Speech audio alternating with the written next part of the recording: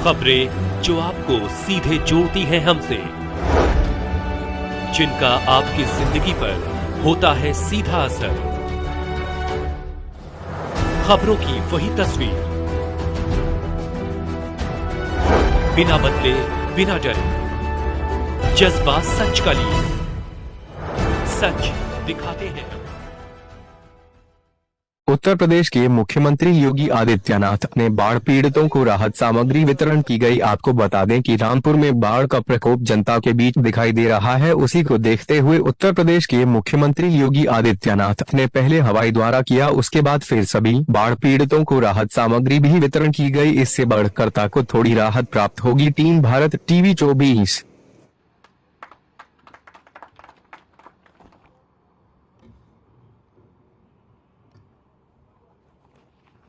जनपद बलरामपुर में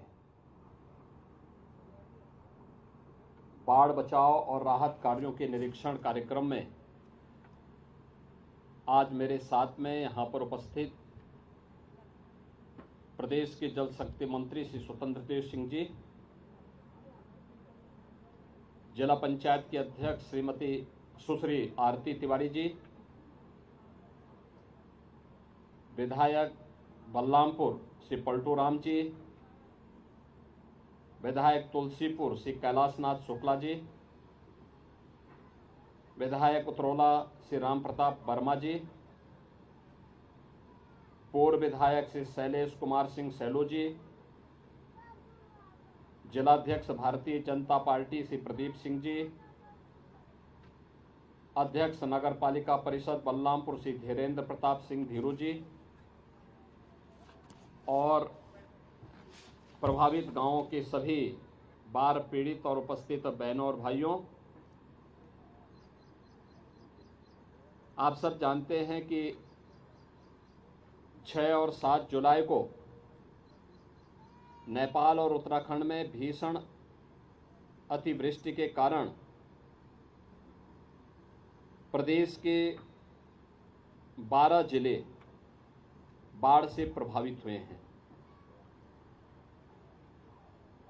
15 से लेकर 17 लाख की आबादी इन 12 जनपदों में प्रभावित हुई है और जिसमें पीलीभीत, लखीमपुर खीरी, श्रावस्ती, बलरामपुर, बाराबंकी, शाहजहांपुर से लेकर के पूर्वी उत्तर प्रदेश के अन्य जनपद भी इस बाढ़ से असमय प्रभावित हुए हैं।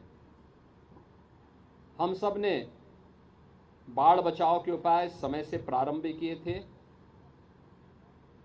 और अक्सर बाढ़ इन क्षेत्रों में अगस्त के अंतिम सप्ताह में या सितंबर में आती थी। गत वर्ष अक्टूबर माह में भी बाढ़ देखी गई थी, लेकिन इस बार बाढ़ जुलाई प्रथम सप्ताह में ही आई। अचानक में आई बाढ़ के कारण फसलों को व्यापक नुकसान हुआ, अन्य प्रकार से आम जनजीवन भी प्रभावित हुआ। लेकिन सभी विभाग पहले से ही इसके लिए अलर्ट भी थे। अभी मैं श्रावस्ती से आया हूं, कैसे 11 लोगों को जो नदी के बीच में फंस गए थे, अचानक बाढ़ के कारण रात्रि में रेस्क्यू करके उन्हें पीएससी की फ्लड यूनिट ने वहां से सुरक्षित बाहर निकालने में सफलता प्राप्त की। ऐसे ही अन्य जगहों पर भी। बलरामपुर जिले की जब हम बात करते हैं तो एक बड़ी आबादी यहां पर इससे प्रभावित है। स्वयं बलरामपुर कस्बे में भी पानी घुस गया। लगभग 4 से 5 दर्जन गांव ऐसे हैं जो बाढ़ से प्रभावित हैं।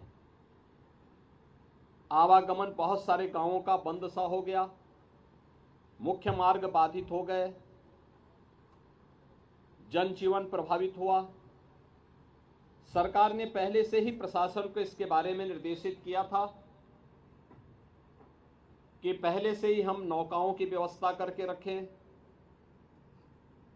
जो प्रभावित परिवार हों जिनके घर के अंदर पानी घुस जाए उनको फूड पैकेट उपलब्ध करवाएं, राहत पैकेट भी उन्हें उपलब्ध करवाने की व्यवस्था करें और साथ साथ अन्य सामग्री जो भी एक घर के लिए आवश्यक है वह सभी करने के साथ साथ मेडिकल की व्यवस्था भी, क्योंकि बरसात के समय तमाम ऐसी बीमारियां होती हैं जो स्किन से संबंधित होती हैं, जल जनित होती हैं और पानी निकलने के बाद भी मच्छर आदि के प्रकोप के कारण कुछ बीमारियां होने की संभावना होती है। इन सब की सावधानी हमें प्रारंभ से ही करनी होगी।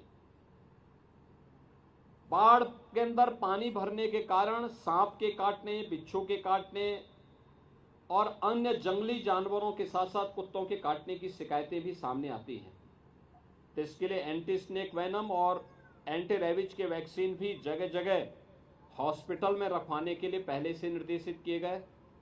बाढ़ राहत सामग्री को समय पे टेंडर करके पीड़ित परिवारों को, प्रभावित परिवारों को उपलब्ध करवाने के निर्देश दिए गए और यह भी व्यवस्था की गई थी कि अगर जनधन की हानि होती है तो जनहानि पर आपदा राहत कोष से 4 लाख रुपए की सहायता परिवारजनों को तत्काल उपलब्ध करवा दें।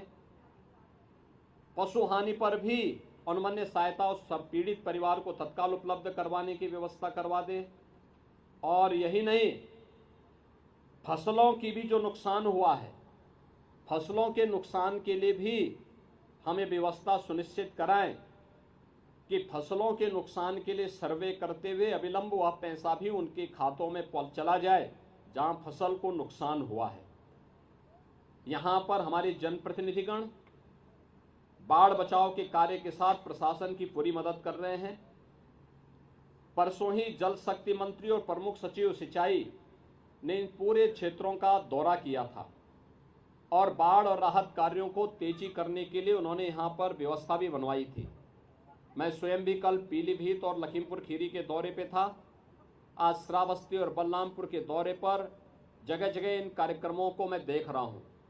आज के इस अवसर पर सभी बाढ़ पीड़ितों के साथ यहां पर लगभग 50,000 की आबादी बाढ़ से प्रभावित है, जिसमें 32,700 हेक्टेयर से अधिक भूमि भी, कृषि भूमि इससे प्रभावित हुई है। यहाँ पे एनडीआरएफ, एसडीआरएफ और पीएससी की फ्लड यूनिट के साथ साथ प्रशासन के स्तर पर भी नौकाओं की व्यवस्था की गई है।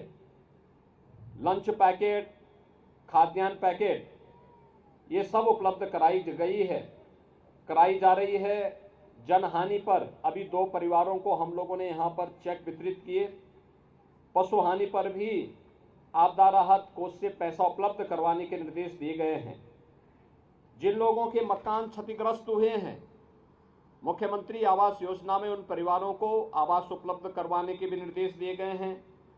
पशुओं के लिए चारा उपलब्ध करवाने की व्यवस्था की गई है और बरसाती पानी चूंकि तमाम प्रकार से संक्रमित होता है, इसलिए छान करके, गर्म करके ही इस पानी का सेवन करें। उसमें क्लोरीन की गोली भी डालें, जिससे किसी भी प्रकार के जीवाणु और वेक्टर बॉर्न डिजीज यानी विषाणु जनित कोई बीमारी से बचाने में वह मदद कर सके। मेडिकल टीम को भी निर्देशित किया गया है। सरकार की पूरी संवेदना आप सभी पीड़ित जनों के प्रति है, प्रभावित परिवारों के प्रति है। जिन लोगों ने अपने परिवार के सदस्यों को खोया है उनके प्रति हमारी संवेदना है।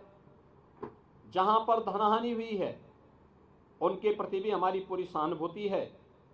और मैं आप सबको इस बात के लिए आश्वस्त करने के लिए आया हूं कि सरकार इस आपदा की घड़ी में आपके साथ खड़ी है और डबल इंजन की सरकार आपके हितों के लिए कार्य करेगी। जनप्रतिनिधिगण, हमारे विधायकगण यहां पर पूरी प्रतिबद्धता के साथ आपके साथ मिलकर के बचाव और राहत कार्यों को तेजी से आगे बढ़ाने का कार्य करते हुए प्रशासन को गांव-गांव में राहत सामग्री पहुंचाने की व्यवस्था भी करवाने में अपनी मदद करेंगे। आज के इस अवसर पर एक बार फिर से मां पाटेश्वरी से मैं ही प्रार्थना करता हूं कि इस आपदा से जल्दी राहत मिले और लोग सामान्य जीवन अपना व्यतीत कर सकें। आप सबके प्रति मेरी शुभकामनाएं हैं। धन्यवाद। जय हिंद।